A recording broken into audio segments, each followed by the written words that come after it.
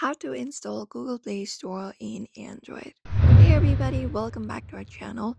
If you'd like to do so, in today's video, we'll be guiding you through the process.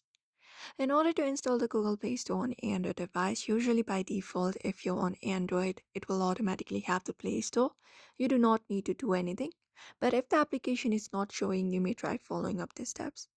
So head over to settings for that and open up your settings, and from there scroll down to the given options and look out for the option called apps and tap on it.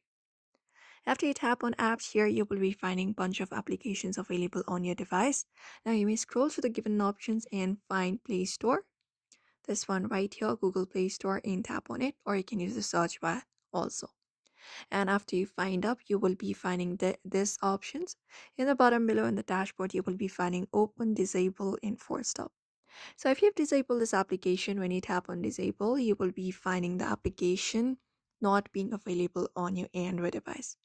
So all you gotta do is head over to this option right here, and instead of disable, you will be finding an option called enable.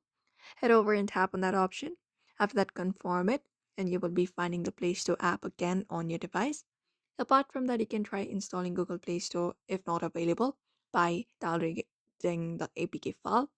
For that, in your settings, in this app section, look out for the three dot in the top right corner.